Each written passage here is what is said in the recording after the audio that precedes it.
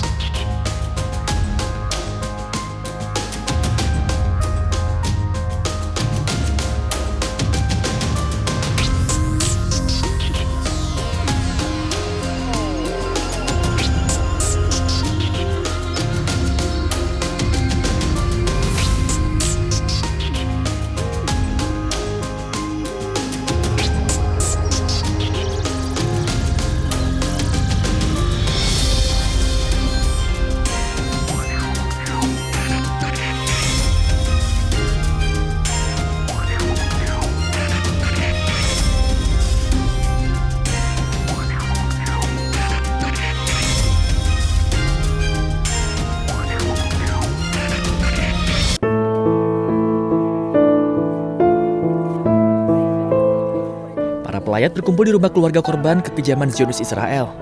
Para korban ini tewas setelah diberondong peluru oleh pasukan Israel. Peristiwa itu pun disaksikan oleh keluarga korban lainnya yang masih di bawah umur. Adalah Khaled Bani Oudeh yang menceritakan peristiwa naas yang dialami keluarganya. Dirinya menceritakan momen kekejaman Zionis Israel yang melepaskan tembakan ke arah mobil keluarganya di kota Tamun di tepi barat Palestina. Peristiwa itu menewaskan orang tuanya dan 2 saudara kandungnya. كان جنودي متى على ظهور الدور القديمة كانوا يطلقوا النار علينا بشكل كامل. أمي صيحت آخر صوت بعدين سكتت. أبوي تشاهد قبل ما يموت. حاولت أسحب حاولوا يطلعوا أخوي من السيارة. كضبط إيد الجندي طلعني برا. كان رايحين نجهز للعيد وإحنا مروحين هجموا علينا الجيش. أنا طلعت من فتحت الباب على السريع قعدت أنادي يا عالم يا ناس تعالوا علينا مش قادرين. Menurut sumber-sumber Palestina, kekerasan telah meningkat di seluruh tepi barat sejak 7 Oktober 2023 silam. Dengan lebih dari 759 warga Palestina tewas akibat serangan Zionis Israel.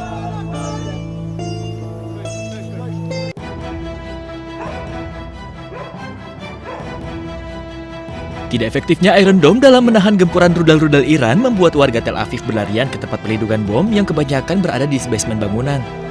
Bahkan warga Tel Aviv dipaksa berlindung bersama hewan peliharaannya untuk menghindari terkena serangan rudal balasan Iran yang terus menghujani Israel. Menurut media lokal, gempuran Iran membuat warga di kota-kota Israel lainnya juga telah mengungsi ke tempat penampungan.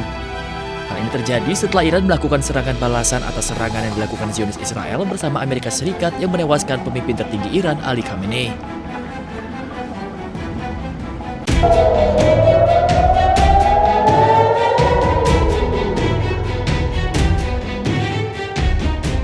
Rekaman yang diambil pada hari Selasa menunjukkan roket-roket yang dicegat di atas kota Nahariya, Israel Utara saat Hizbullah terus melakukan serangan lintas batas di tengah meningkatnya ketegangan regional.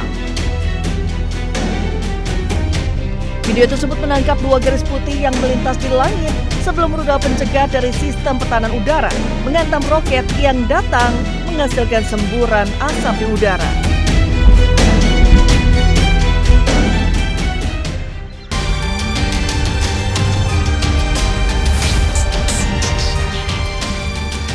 Sebelumnya serangan udara ke kawasan yang terletak dekat perbatasan dengan Lebanon pada Senin malam menghantam daerah permukiman di kota tersebut, menyebabkan rumah-rumah terbakar dan melukai sedikitnya 7 warga sipil.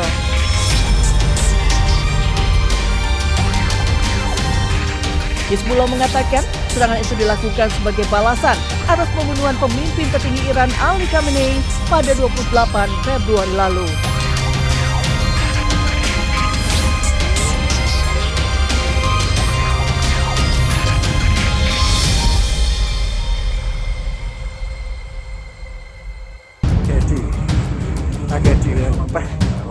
Sebuah ledakan terjadi di sebuah musola di Kecamatan Udanawu, Kabupaten Blitar, Jawa Timur, sekitar pukul 12 dini hari, diduga berasal dari petasan atau mercon berdaya ledak tinggi.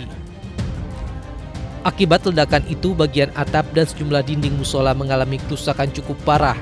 Puing-puing bangunan terlihat berserakan di sekitar lokasi kejadian. 2 orang yang berada di dalam musola saat ledakan terjadi mengalami luka bakar di sejumlah bagian tubuh, terutama pada tangan, dada, dan wajah. Kedua korban berusia 16 dan 19 tahun, kemudian segera dievakuasi warga dan dibawa ke rumah sakit Serengat untuk mendapatkan perawatan medis. Salah satu korban merupakan anak dari pemilik musola. Korban diketahui sering beraktivitas di musola pada malam hari. Warga tidak mengetahui jika anak tersebut meracik petasan di dalam musola. Keterangan dari dokter jaga pada saat yang kedua korban tersebut datang diantar oleh orang tuanya, tidak ada penyebabnya. Informasinya dari dokter jaga saat akan memasukkan mesin ke selongsong. Polisi masih mendalami penyebab pasti ledakan petasan, termasuk menelusuri bahan dan proses pembuatan petasan yang diduga menjadi sumber ledakan.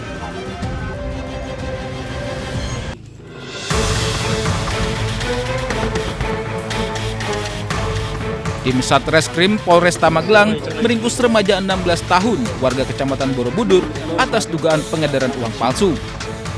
Saat penangkapan, polisi berhasil menemukan uang palsu sebanyak 18 lembar pecahan Rp100.000 dan Rp50.000.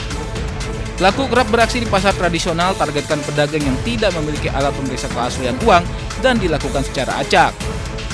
Uang palsu yang didapat dari pelaku diperoleh melalui pembelian di media sosial. Pelaku membeli uang palsu sebanyak Rp1,85 juta seharga Rp400.000 dan sudah 4 kali memesan. Total uang palsu yang telah diedarkan pelaku mencapai Rp5,4 juta.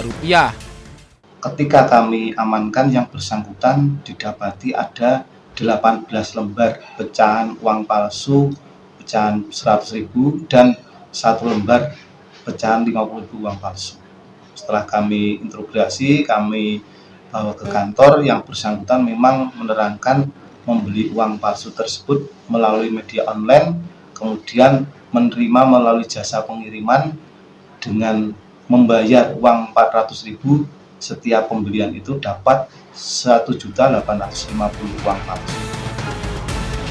Pelaku akan dijerat dengan pasal 375 KUHP dengan ancaman hukuman penjara 10 tahun. Dari Magelang, Jawa Tengah, Puji Hartono, iNews melaporkan.